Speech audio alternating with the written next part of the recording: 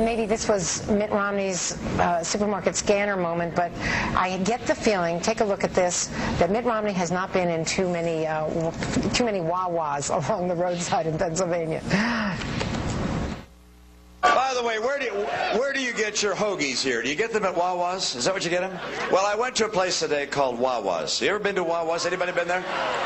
Some people don't. I'm sorry. I know it's a very big state divided, but we went to Wawa's. I was at Wawa's. I wanted to order a sandwich.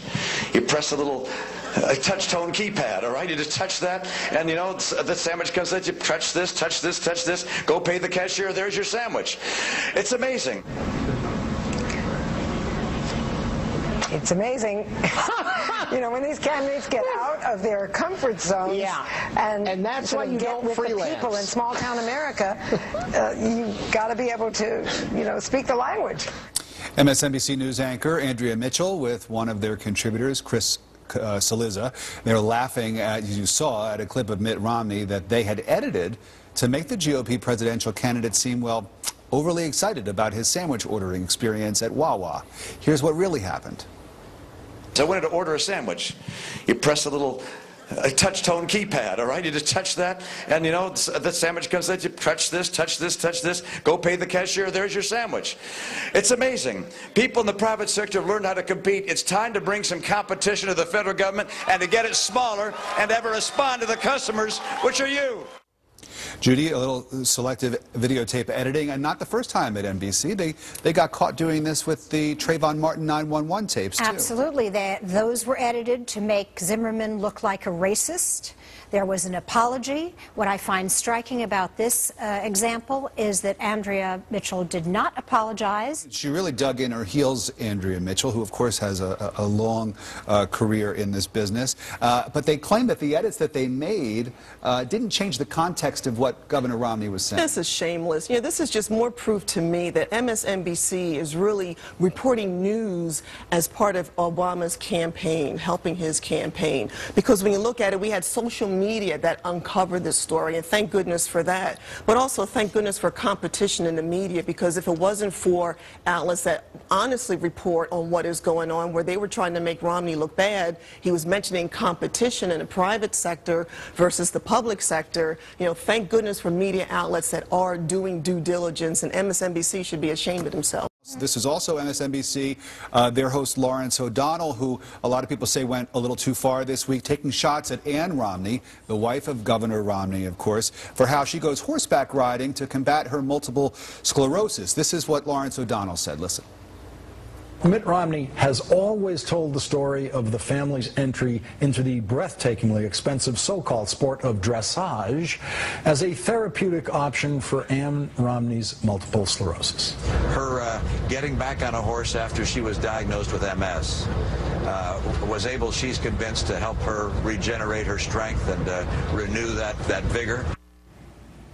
Now, this is not in any way to make light of Ann Romney's difficulty with MS. It's obviously a very difficult thing to bear.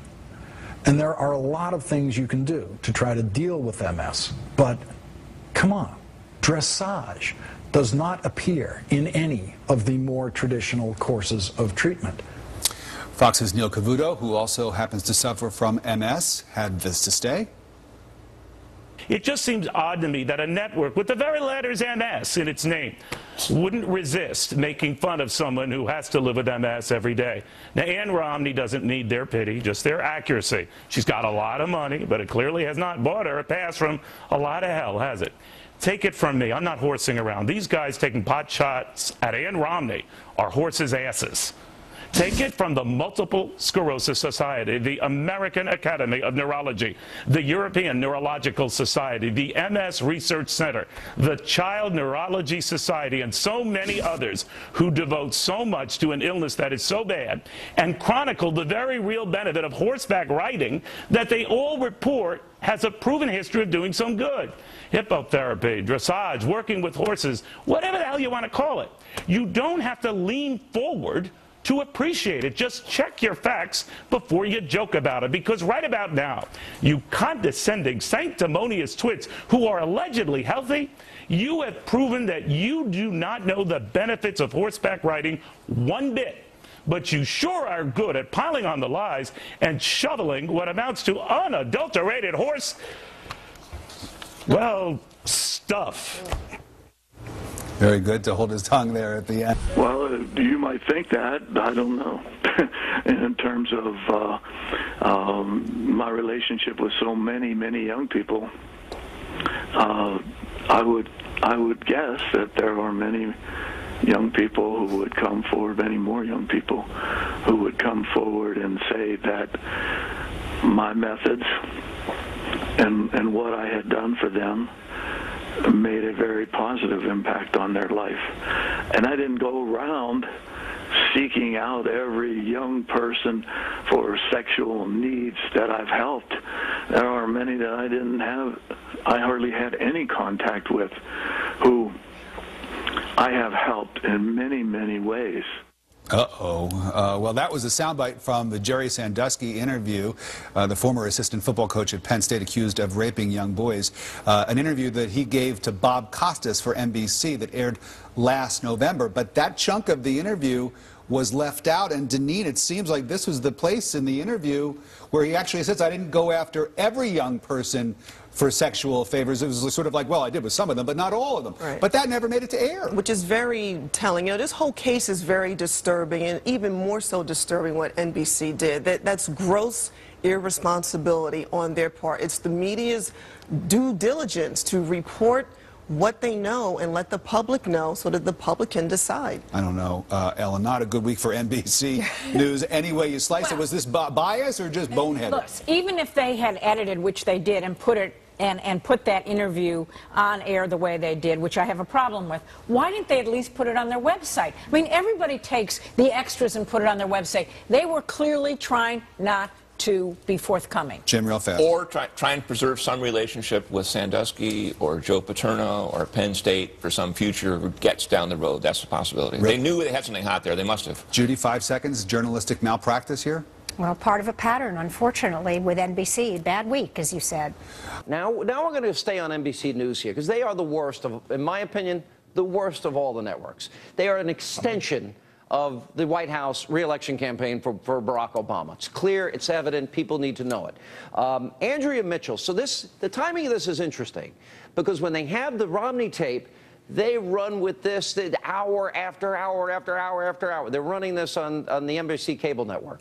And interesting, so the tape comes in of Obama admitting he's for redistribution. Andrea Mitchell, NBC News, we can't authenticate this, so we can't run it.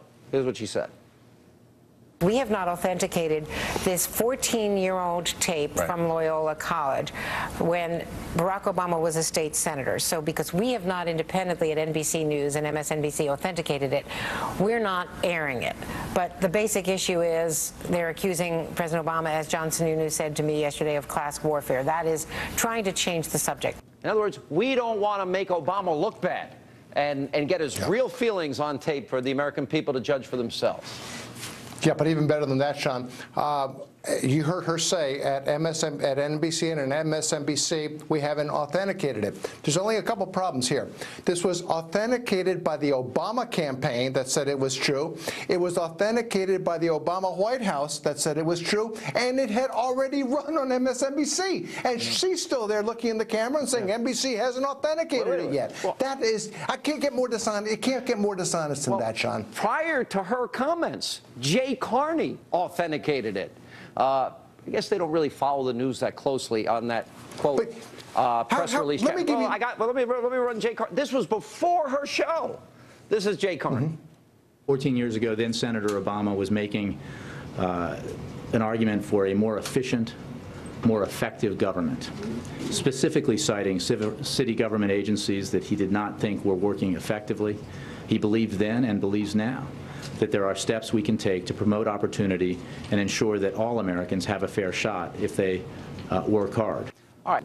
Now that they ran with one tape, not the other, an hour versus 6 minutes of coverage, well, now that we point out here, the information has been taken. We now know that there's a lapse. In other words, whoops, what's missing? Here's my question. Does the sellout Obama media owe the American people an apology? Of course they do. They are clearly fanning the flames.